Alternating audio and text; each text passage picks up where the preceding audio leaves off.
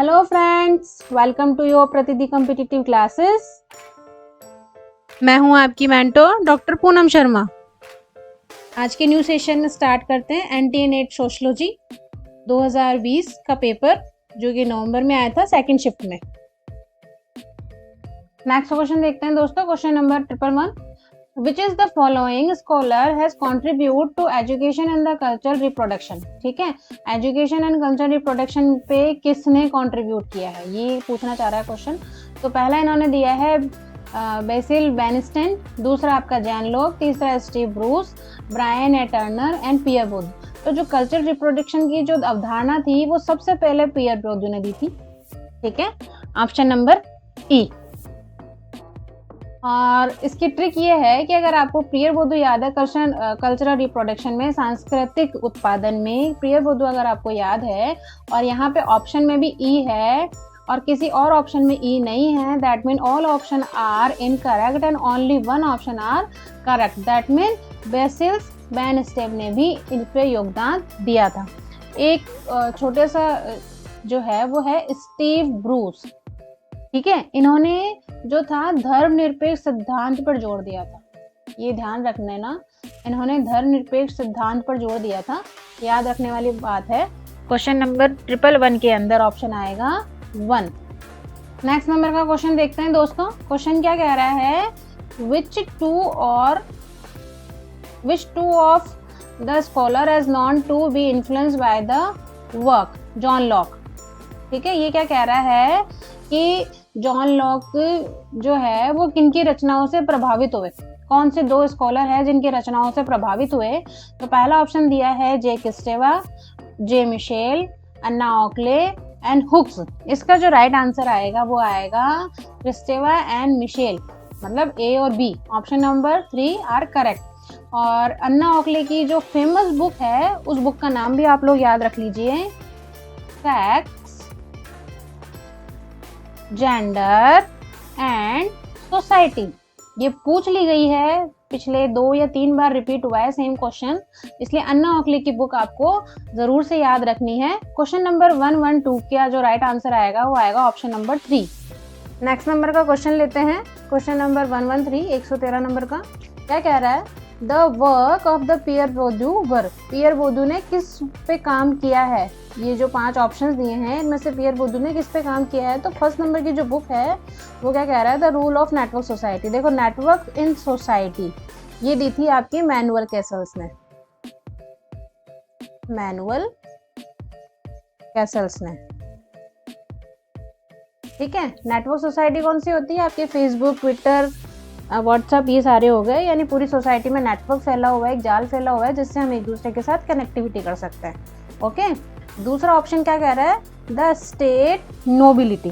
ठीक है, state nobility जो है वो पियर बोर्डू का ही एक ऑप्शन है। इसका जो पूरा नाम है, ठीक है, ये वाली जो बुक है उसके आगे का जो पूरा नाम है वो अपन देखते हैं, elite school in the field, school in the field of power. ठीक है, ये इस बुक का पूरा नाम है। अब क्या कह रहा है, फील्ड ऑफ द पावर, जैसे आपकी हो गई पॉलिटिकल पावर, हो गई है इकोनॉमिकल पावर, हो गई आपकी इंस्टीट्यूशनल पावर, हो गई आपकी इंटेलेक्चुअल पावर, हो गई आपकी कल्चरल पावर, हो गई, ये सारी इस बुक के अंदर डिस्कस किया गया है। ठीक है, कल्चरल पावर के बारे में क्वेश्चन आता है कि कल्चरल पावर किसने दी, ये भी पियर बोर्डू ने दी थी, याद रखना। नेक्स्ट ऑप्शन क्या है, इकोनॉमी एंड सोसाइटी। ये जो बुक है ये मैक्स वेबर की है, ध्यान रखना, मैक्स वेबर की है। इस वाली बुक के अंदर क्या कहा गया है कि कैसे इकोनॉमी हमारी सोसाइटी पर इम्पैक्ट करती है, कैसे प्रभाव डालती है। ठीक है, आपकी इनकम हो गई, आपकी मनी हो गई, आपकी जीडीपी हो गई, आपका प्रोडक्शन हो गया, ये सारी चीज़ें आपकी सोसाइटी को कैसे इफेक्ट करती है, इस बुक में ये लिखा गया है। नेक्स्ट आपका जो ऑप्शन आ रहा है वो आ रहा है डिस्टिंक्शन। डिस्टिंक्शन क्या होता है, डिस्टिंक्शन में होता है विशिष्टता। जैसे आपने स्कूल में देखा होगा, स्कूल की मार्कशीट के अंदर किसी सब्जेक्ट के आगे डी लिखा हुआ आता था, दैट इज कॉल्ड डिस्टिंक्शन। यानी कि इस विषय में आप सुपर्ब है, आपकी नॉलेज बहुत अच्छी है, आपको विशेष सम्मान मिला है इस सब्जेक्ट में। ठीक है, अच्छा, नेक्स्ट बुक है रो एंड कुक। ये वाली जो बुक है ये लेवी स्ट्रॉस ने दी थी, लेवी स्ट्रॉस ने दी थी, एंथ्रोपोलॉजिस्ट हैं लेवी स्ट्रॉस, और ये माइथोलॉजी पर है डिपेंड बुक। इसके अंदर क्या होता है, पुरानी जितनी भी दंत कथाएं होती हैं वो सारी लिखी गई हैं रो एंड कुक में।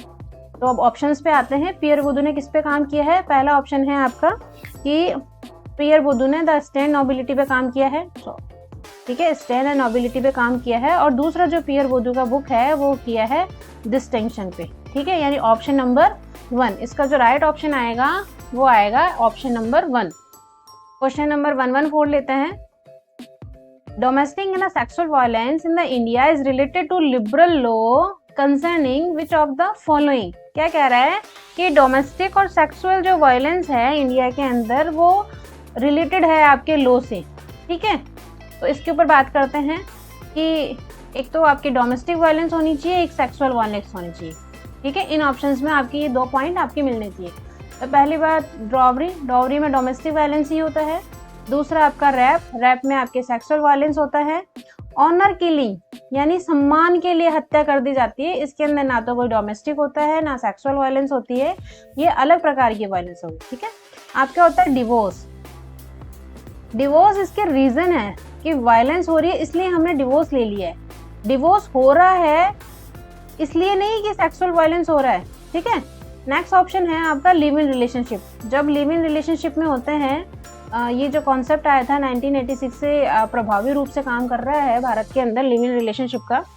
इस वाले कॉन्सेप्ट में क्या होता है कि बिना मैरिज के, है ना, आप बिना शादी के आप साथ रह रहे होते हैं, बिन फेरे हम तेरे कॉन्सेप्ट आया था छोटा सा ये।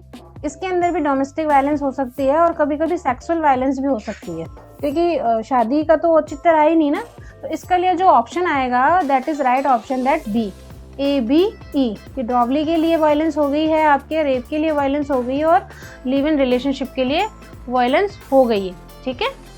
नेक्स्ट क्वेश्चन लेते हैं, क्वेश्चन नंबर 115। क्या कह रहा है, Sylvia Walby in her book theorising patriarchy talk of element of the patriarchy which is the following is not one of them, it is not one of them। क्या कह रहा है कि सिल्विया वाल्वी ने अपनी पुस्तक थ्योराइजिंग पेट्रियार्की में पितृसत्तात्मक के जिन तत्वों के बारे में बात करी वो नहीं है, यानी नहीं वाला ऑप्शन देखना है, ठीक है। तो पहला ऑप्शन क्या कह रहा है, वुमेन आर लाइक बी पैडलेस, महिलाओं को कम भुगतान दिया जाता है। पितृसत्तात्मक जहाँ पे चलती है व्यवस्थाएं, वहाँ पे महिला अगर काम कर रही हैं तो उनको पुरुषों के मुकाबले कम वेतन दी जाती है, ठीक है। दूसरा क्या ऑप्शन क्या कह रहा है, sexuality is to be treated positively, ठीक है, कि इसको आप पॉजिटिवली हैंडल करते हैं सेक्सुअलिटी को, ठीक है। नेक्स्ट ऑप्शन है women are more represented in media, कि ज़्यादातर मीडिया को जब रिप्रेजेंट करने की बात आती है तो वुमेन ही आपको रिप्रेजेंट करती है, ठीक है, मेन बहुत कम रिप्रेजेंट कर पाते हैं। Women are likely raise children, आपके बच्चों का लालन पोषण अक्सर वुमेन ही कर पाती है, उनकी देख रेख उनकी परवरिश वुमेन के ही जिम्मे हुआ करती है। Next option, man and women are likely to be treated equally, कि महिला और पुरुष दोनों को एक समान व्यवहार किया जाता है, एक समान रखा जाता है, उनको इक्वली ट्रीट किया जाता है। तो जो सेल्विया वाल्वी ने बात करी उनके अनुसार इस बुक के अंदर ये 5 पॉइंट ठीक है, ठीक है। बट यूजीसी के नॉर्म्स में, यूजीसी की जो ये क्वेश्चंस आपको दिए गए हैं उनके अंदर बोथ आर आपके ऑप्शंस करेक्ट हैं, पर इनमें ऑप्शन ही नहीं दिए गए, ठीक है, नॉट ऑप्शन मैचेस, इसलिए ये क्वेश्चन डिलीट हो गया है। तो इस क्वेश्चन का जो राइट आंसर आएंगे वो आएगा ABCD and E, यानी both options are correct. Got it. Next question देखते हैं, क्वेश्चन नंबर 116। क्या कह रहा है, लिस्ट 1 को लिस्ट 2 के साथ प्रोपोनेंट के साथ मैच कीजिए कि किसने कॉन्सेप्ट दिया, किस इसके आपके ऑथर है, ठीक है। पहला ऑप्शन क्या कह रहा है, little and the great tradition, little और लघु और वृहद परंपरा की अवधारणा RK रॉबर्ट रेडफील्ड ने दी थी, यानी ऑप्शन A का आएगा थर्ड, तो थर्ड आ रहा है 2 में, ठीक है। चलो दूसरा ऑप्शन देखते हैं, पार्चुलाइजेशन एंड द यूनिवर्सलाइजेशन। यूनिवर्सलाइजेशन जो था सार्वभौमिकरण और संकीर्णीकरण, ये वाला ऑप्शन आएगा आपका मैकिन मेरिट का, यानी कि ऑप्शन नंबर 4, ठीक है। रूरल एंड अर्बन कंटिन्यूम, ग्राम नगरीय निरंतरता का जो ऑप्शन दिया है वो दिया है एम.एन. श्रीनिवासन ने। ठीक है, देखो एक ऑप्शन और है इसके अंदर, रू अर्बन कंटिन्यूम को अपन रू अर्बन भी कहते हैं।